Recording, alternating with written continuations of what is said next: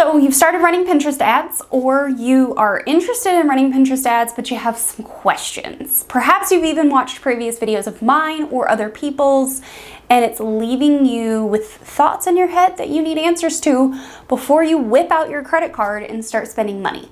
So in today's video, I'm gonna do a Pinterest ads Q&A, which I've never done before.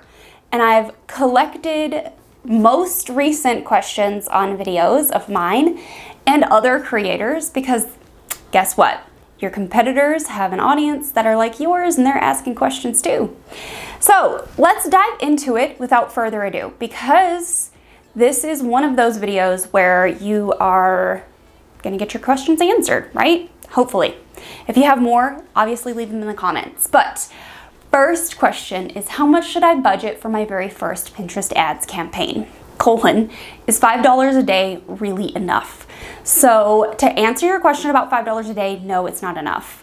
In most cases, whether you're running lead gen or a conversion sales type campaign, $5 a day is not going to be enough to cover enough people to get enough sales to even make it profitable for you or even get enough learnings.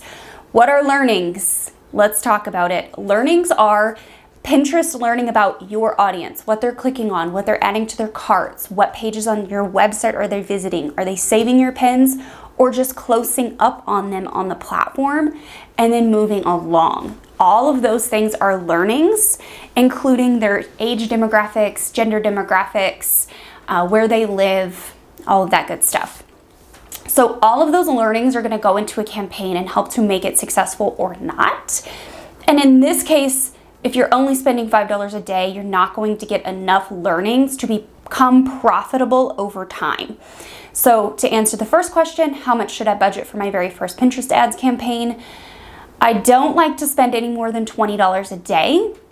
If you have to, and you really just want to test out Pinterest ads to learn the platform and see what it's all about, you can go down to as low as $10 to $15 per day, but just know that it is going to take longer for Pinterest to learn about your audience, your offer, who you need to be in front of to get those conversions. So it's better to just spend a little bit more to get those learnings faster and determine, which is our second question, do you really need to run your ads for 8 to 12 weeks for them to become effective or to be effective or to know if they are effective?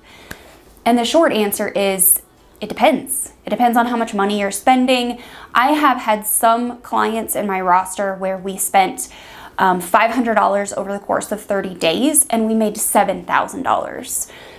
So 8 to 12 weeks is really subjective. It depends on how primed your audience is, how primed your product is, if people on Pinterest really want it, if it's something that actually makes their lives easier, if it's something that they're doing, they're planning, they're wanting to try. There's a lot of factors, including even your website optimization and how well your conversion rate is on your website, on whether or not that 8 to 12 weeks is going to work for you.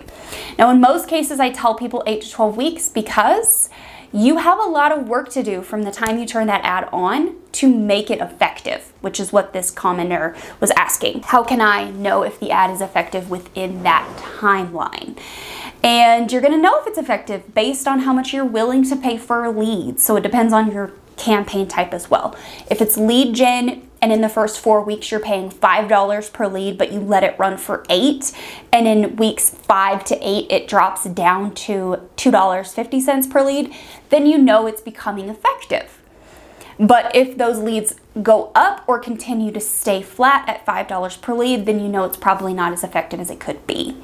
So with all of that in mind, I would encourage you to test out your ad campaigns over 8 to 12 weeks. We're not going to turn on one campaign and let it run for that timeline unless we're seeing some results, which is question number 3. And that is, when do I know when to kill the ad? Essentially, how do I know when to kill the ad? And you know when to kill the ad based on your own gut reaction and your own business expertise. What are you doing in your business and on other platforms that is successful? And is Pinterest even meeting those benchmarks? One of the common questions I will ask clients when our Pinterest ads are not working is, what are your other platforms doing for you? Is the average conversion rate on your other platforms 1%, or is it 3%? Because on Pinterest we're coming in at X And if your other platforms are lower than that, that tells me that these leads might cost a little bit more, but they're converting at a higher conversion rate. Is that a risk my clients are willing to take? And that is ultimately what you need to answer. So you know your business and you know your product. At what point do you want to kill it? That should be something that you have going in. Maybe it's a budget that you set aside, and once you spend that budget, you kill it, and then you consult someone that is a professional at running pay-per-click or conversion-based Pinterest ads. If that is the goal for you, then follow that. Or maybe it's a timeline and you need to get so many conversions or make so much money within that time frame. Knowing what you know about your business and what it takes to get people from viewing the ad to checking out. Hopefully you know all of your click-through rate, your average conversion rates, and you know your product is converting organically. At that point, you need to make that decision. So I can't make that decision for you. Question number 5, I think we're on number 5, is I'm running my very first Pinterest ad campaign. Which objective should I choose? This is going to be based solely on your Pinterest tag. Did you set up your Pinterest tag prior to deciding that you want to run Pinterest ads? If you do not have your Pinterest tag and all of your event codes installed on your website and landing pages and third-party platforms, I would actually do that and wait 4 to 6 weeks before launching your Pinterest ads. That way you can push as much organic traffic through those funnels as possible, and Pinterest has time to collect that data. Then you don't have to choose. Now here's the benchmarks. It's 50 conversion events within 7 days. Ideally, it's 100. Pinterest is always going to tell you 100. I say 50 because 50 gets us in the door with at least a minimal spend on a conversion campaign. Now, if you do not have 50 events, and it doesn't have to be one type of event, it can be add to carts and checkouts, or it can be signups and page visits. We just need Pinterest to actually activate the ability to run a conversion campaign, and that is the only time you are going to need to wait a specific timeline and actually meet a conversion event goal before Pinterest will unlock the objective for you. You can run conversion campaigns before those events unlock, but actually, no, you can't run them because you can't turn them on. You can craft a conversion campaign is what I should have said, but you won't be able to choose a conversion event except for maybe page visits. And there's really no point in running a conversion event campaign for page visits. So just keep that in mind. Conversions are the only ones that you are going to need to keep an eye on before you run your first campaign, because it does require a certain amount of events to unlock the objectives. If you're running your very first campaign on Pinterest and you have not established your Pinterest tag and event codes, go do that. You can go ahead and start with a consideration campaign, which is a pay-per-click campaign. There's 2 ways that these are budgeted. There is a pay-per-click offsite and a pay-per-click on Pinterest. I would do pin clicks in my consideration campaign if I'm brand new, and just build some brand awareness around your product, around your landing page, around your offer, whatever it is, and wait a 4 to 6 week time frame to get plenty of organic traffic through those funnels before you even consider a conversion campaign. The next question actually comes from someone running an Etsy store, and this is a really great question. I want to run ads to Etsy. I actually got another question about Amazon KDP. So if you are wanting to run ads to a third-party platform, essentially you can't install your Pinterest tag, so what do you do? In that case, you need to use UTM codes. So that way you can actually track those conversions through either Google Analytics, because most of these platforms allow you to actually integrate Google Analytics. At that point, you can actually track them through Google Analytics, or you can see in your dashboards what UTM codes are being used. This is especially true for Teachers Pay Teachers because you can set up UTM codes within TPT, and you will be able to see what UTM codes actually actuated those sales. So that is my answer for all third-party: Amazon KDP, Etsy, Teachers Pay Teachers, Redbubble, Zazzle, whatever platforms you are using. If you have the ability to utilize a UTM code, you should definitely do so. This question is actually something that I created a YouTube short on for manifestation and like mystique type content on Pinterest. But this commenter was actually asking, how do I validate that my audience is on Pinterest? That was her question in a nutshell. A lot of people will actually think that they should just run Facebook ads because I know my audience is on Facebook. Of course your audience is on Facebook. There's like 2 billion people on Facebook. There's only 500 million on Pinterest, right? But that's still a really gigantic audience. So here's what I would do. Go to the search bar on Pinterest and actually type it in. So you are going to go to the search bar and utilize your product name or whatever your product is and search for it on Pinterest. I will insert a screen recording here so you can kind of see what that looks like. But I would essentially type in like manifestation journals for women or affirmation cards for self-employment entrepreneurs or something of that nature. And then you'll begin to see those search terms populate in the search bar, but you'll also see Pinterest pins in the feed. If you see that in the feed, if you see content in the feed, then you know your audience is there because there's content there. Your competitors are definitely going to be there. So that's what I would start with. Option number 2 to validate if your audience is on Pinterest or not is actually to go into the ads manager, build a Pinterest ad, and get to your ad group level. Within the ad group level, I want you to search within the keyword tool for your product, the manifestation journals, manifestation tips, affirmation cards, and then see what comes up in the search volume per month. Option number 3 to validate your audience on Pinterest is actually Pinterest trends. Go to trends.pinterest.com and search for all of those search terms I just told you to search for. Obviously, if you're not in the manifestation niche, you need to search for your product, right?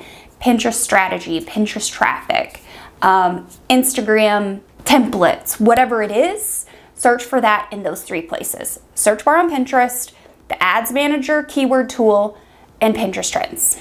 This one is about audience testing. And the question is, and I'm going to read it from the screen because it's kind of long. So I'm not going to look at you, I'm going to look at the screen. It says, do you duplicate ad groups in the same campaign to test interests, or do you run one interest per campaign? The short answer is, you can test multiple different interests within one campaign. But here is what I would do, and this is not something that most other Pinterest ads people on YouTube are telling you to do, because I've seen their videos. So here's what I want you to do. Interest levels on Pinterest go from like level 1 to level 5. So when you open up an interest level on Pinterest, the very first thing that you're gonna see is level 1. So home decor, that's level 1. If you only test a level 1 interest in your campaign on Pinterest, you're not gonna see all the other levels of where those conversions actually took place. So maybe your conversion actually took place in lighting or kitchen lighting or bedroom decor or something like that, one of the lower level interests.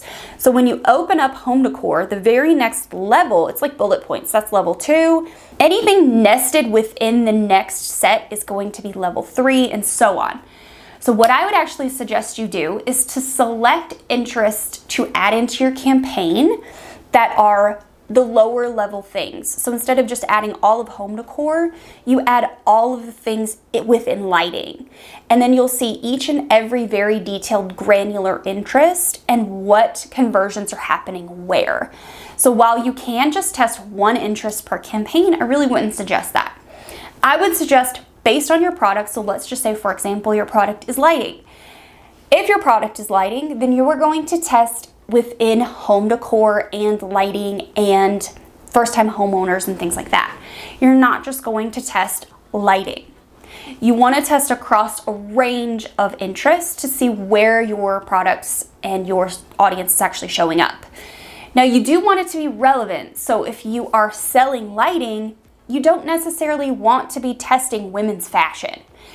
There is a thing called relevancy, which I've actually talked about before, and I can try to remember to link that video. It's called What is Pinterest Relevancy? At the very least, I'll try to put it in the comments down below. But there is a level of relevancy that comes within your Pinterest ads that you need to be aware of. And that relevancy counts within the Pinterest image itself, within the title, text overlay that you're using, the image that you're using on your pin, the interests and keywords that you're also using within that Pinterest image and that ad campaign.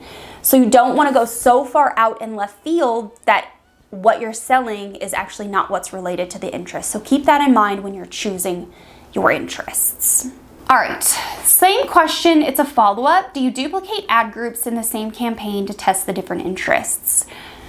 If something is working really well, in that case, you can go ahead and duplicate it to begin to scale it. In that case, I'm scaling that campaign, and you can duplicate that one ad group out and remove what was working here. You don't want campaigns or ad groups to really compete unless the testing that you're setting up, is accounting for that.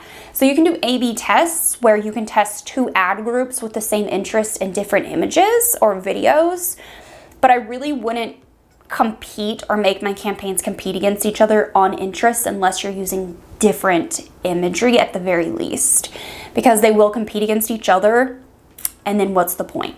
Okay, so make sure that you are doing solid A/B testing and you're not overlapping anything. Okay, image or video ads for your Pinterest campaigns. Great question. It depends on the product, depends on the client, it depends on the video and how it was produced. In a lot of cases, videos for clients have worked superbly well, and in a lot of cases, they've fallen flat. I will say video does cost more for your conversions because video is, it's just more costly. However, click-through rates are typically way higher on videos. So if you do want to test out videos, just make sure you're not mixing videos and images in the same ad group together. And if, like I said in the previous question, you wanted to A/B test them, you do images in one ad group and videos in a different ad group. And that's how we run things over here. Okay. All right. Next question is flexible daily budgets. What is that? This is something new that's rolling out to people that's actually been being tested. And basically, flexible daily budgets allows you, if Pinterest doesn't spend all of your budget in one day, to reallocate that budget to another day. But within the week, if you only give them $140 to spend, that is what they will spend. They'll cap it at that $140. But it gives them leeway within each day to actually save budget and push it out to another day where they're seeing conversions being higher. So just know, flexible daily budgets, I like them for the most part. I'm actually seeing them work pretty well, but it is a beta thing and it may or may not roll out to everyone. We don't know just yet. Okay, next question is, do you really have to keep your attribution windows at 30-30-30, or can we do a 7-7-7 like Meta is telling us? Or actually Meta tells you 7-7-1. You can do whatever you want, but just know that the higher your budget is, the lower your attribution window can become. That's the rule of thumb that we play by here in my agency with our clients and even within my own ads. So the more money we spend, the lower attribution window we can use. And the reason most other platforms use a lower attribution window is because they're impulse buyers and they are not actually planners like people on Pinterest. People on Pinterest need a longer window to actually convert. The average time frame is actually about 18 days from the time they view your ad to the time they make a purchase. So you can see why you would need to use 30-30-1 or at least a 30-30-30 as an attribution window in that case. Now, attribution windows are essentially when someone saw your ad, clicked on your ad, and took action on your ad. So you really want to just default to 30-30-30 if you are a beginner. That's what I would say. Next question is, do I need to have an established profile to run Pinterest ads? I get this question probably weekly, if not almost daily. And the answer is yes and no. It's nuanced, honestly. What I would suggest you do is to at least get your most popular products and your profile established when you start your ads or before you start your ads, because people will see your ad. If they click over to your Pinterest profile after seeing your ad and it's blank, there's a level of trust there that's actually lost. Pinners like pins. They like to see options. They like to plan. So at the very least, load in your catalog, load in your most popular products, even if you're not making actual long Pinterest pins in Canva. Get that content populated. That way, if you do start running Pinterest ads and people do click over to your profile, at least you have a basis there. Claim your website, get your banner image up, get your profile image up, fill out your bio, and create at least 5 boards. This is not black and white, but I would say probably everyone has the ability to create 5 boards with their most popular products. Okay, so the answer is yes and no. You will be more likely to succeed later on, especially given the fact that Pinterest ads never die if you establish your profile. Put your foundations out there. It's not gonna hurt you. It's actually gonna help you in the long run, okay? And the next question actually bleeds into this one, and it's this. It's essentially a statement. I've heard that when you turn on a Pinterest ad and you turn it off, you can still get sales later on. Is this true? Yes, it's true. And it happens for me frequently. It happens for my clients frequently. When you run an ad on Pinterest, people can then turn that ad into an organic pin by saving it to their own boards. This is why I would suggest you actually upload all of your ads as organic pins and then promote them. That way they're on a public board. If you upload your pins within the ads manager when you're building your campaign, you can only save them to a private board, and then if no one likes your pins and no one saves them, then they don't get duplicated. And once you turn it off, you only have the 1 or 2 instances where you uploaded it to the ads manager that it exists organically, and in that case, you're gonna have to hope that people saved it. So always upload your pins organically, then promote them. And yes, they do live on after that forever. As long as the pins are actually on the platform, they will continue to live on and get juice. I have actually seen promoted pins become legacy pins for organic traffic time after time after time. Okay, so keep that in mind. All right, just a couple more questions. How long do you let a test campaign run before you start making changes? This is actually a really great question. The answer is usually 10 to 14 days. It depends on the campaign type. If it's consideration, a minimum of 7 days. If it's conversion, you don't want to touch that for 10 to 21 days. That's a big window, 10 to 21 days. However, depending on how high your budget is, within the first 10 days of a conversion campaign, you're going to know if you need to start changing images or audience. But you definitely don't want to touch either within the first 7 days of running your first test campaign. All right, last question is, can I just run awareness campaigns on Pinterest and then close sales on other platforms through retargeting? Yeah, you can, absolutely. I would not necessarily run awareness campaigns though. I would just run consideration campaigns because they are pay-per-click. They're cheaper than running awareness, which is billed per milli, CPM based. Whereas consideration campaigns, you can actually be billed if someone clicks to your website or if someone sees the pin and clicks on it on Pinterest. So you have 2 options there, and they are both pay-per-click.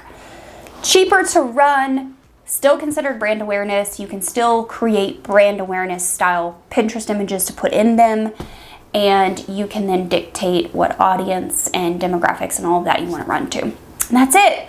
That's the long list of Pinterest ad questions that I got for this video. I hope that this was helpful for you. I'm gonna go ahead and link the Pinterest ads playlist here if you do wanna check that out. And then I'm also gonna link my Pinterest ads strategy guide, which is totally free. You can go and download it and check it out if you are interested in learning more about running your own Pinterest ads. And I will see you in the next video.